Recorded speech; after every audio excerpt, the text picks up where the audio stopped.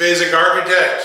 Yeah, we're out here at our Build Show Build Boston site. So hopefully you've been following along on that series. But today's talk, we're going to talk a little bit about interior trim. We use the European windows here. I use those quite often. The tilt turn fixed, some are tilt only. But they're they're a larger frame, probably on the order of about 4.25 inches. And a lot of people are always saying, well, how do you install them? How does that finish? What does it look like done?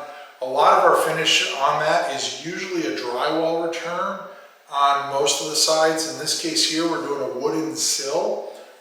Very simply, I would call it, not highly contemporary, but it's certainly a contemporary look. Finishes with a nice 5/4 wood sill.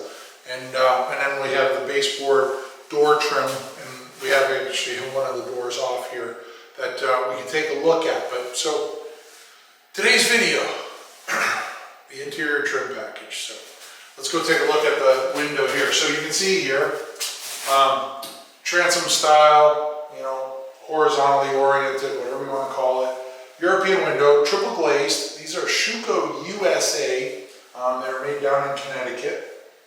And they're a triple glazed window. The center of glass on these is probably right around R10. When you factor in the frames and such, averages out, this window is probably like R7.5. So it's about 2.5 times what a typical domestic manufactured window is at 0.3, U-value of 0.330. So, but how do we finish it? So you can see around the jambs and the head here, these are all just drywall returns taken into the window there. And that's nothing more than the drywaller just getting a nice factory edge and butting it in on the inside. But the important thing when you're doing a drywall return to understand is you have to have the finished carpenters come out and they'll pad out the window rough opening. I mean, the actual framing, the jack, it's probably a good, maybe an inch plus inside here. So we have to pad that out. And the thing that I stress to the finished carpenter that's doing the padding out, you can see that the reveal here is pretty much the same. That's what we're looking for. So the distance here on the frame gets maintained as we go around the window.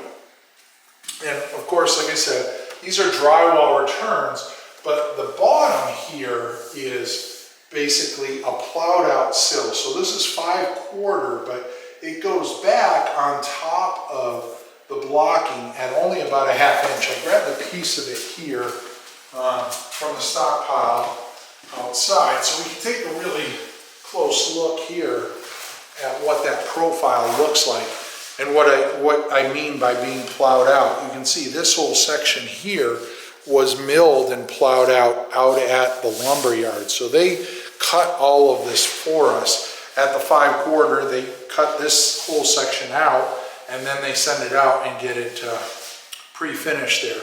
But by having that lip on there allows us to bring the drywall all the way up and then have that lip come over so the drywall sits nice and neatly under there, so we don't really have a need for an apron or any trim under here, which kind of enhances that contemporary look, right? Just by having that 1-inch sill there without any additional trim there.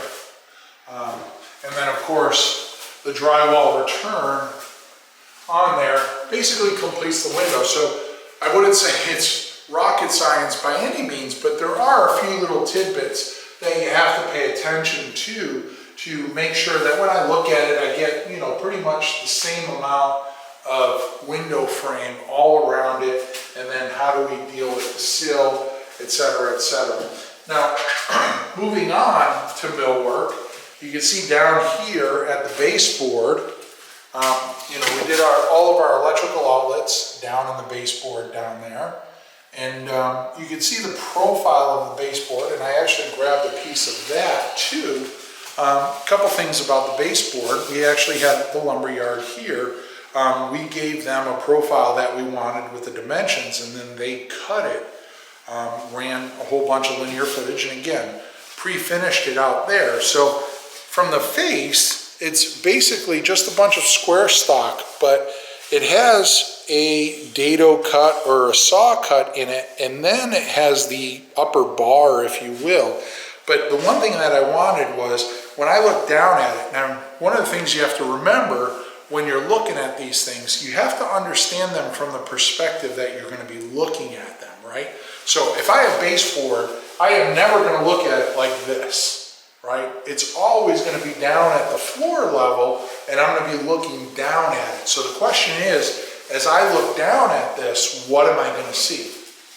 And you can see here that I've taken the option to have that upper bar recede about 3/16 of an inch. Then it has the cut, and then it goes back out to the full width board. And that's purposefully done so that when this gets installed on the drywall, I don't have this big fat piece of wood that I'm looking down at. I'm actually looking down and watching this thing basically step out to that solid piece of 1x. The other thing to understand is, notice whenever you get baseboard, you never want to cut it from a square piece of wood. Notice how this is plowed out in the middle down here. So it basically has an attachment face or a bearing face or contact face. Probably makes the best sense of the word. A contact face here and a contact face there.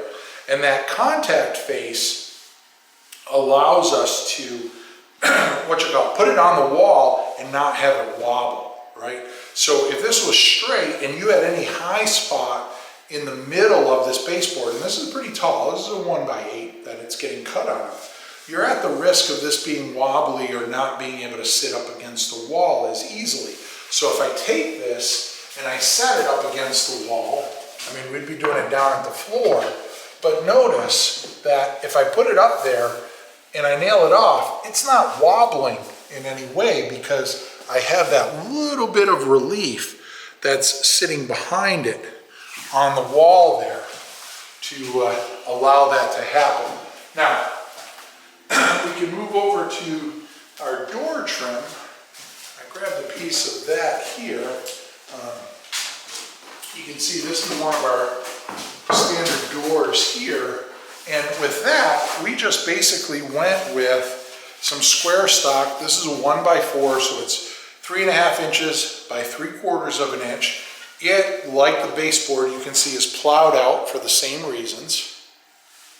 And then it has all mitered corners. Now, what they haven't done in the piece here is there is a biscuit inside here. So a biscuit's no more than like a little wooden football that's flat, about maybe 1/8 of an inch by 1 3/4 by maybe about 3/4 of an inch. And so they have a biscuit machine that will basically cut a slot in this board here at the bottom, but it'll cut a slot there, and then you glue the biscuit in, and that's basically what's holding that joint together very nicely.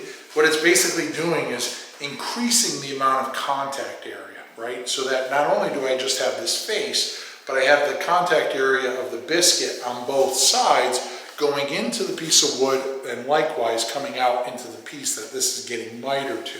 So you can get a really nice tight joint, but that nice tight joint is a joint that's going to stay nice and closed for years and years and years. So you can see that, and then of course the finish guys, you know, after they're done, or the paint guys, they'll come in and they'll do a little touch up there. But one of the other things that I wanted to talk about while I have the baseboard, and while this is cut to be a door head, it could also be the door jamb.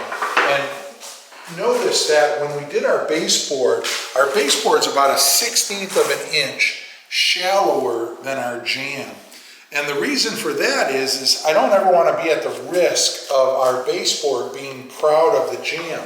So this is 3/4, but when they cut this is probably something like maybe 11/16 or so, a little shy of the 3/4, so that when the baseboard then comes into this, we have that little reveal there that just gives a little room for error. And you know, the eye isn't going to pick up on it falling inside of it, but if it was proud of it, then we would have a problem, and you know, you'd get into knocking out some of the plaster or something behind it, making a hell of a mess. But that allows for just a really nice treatment there.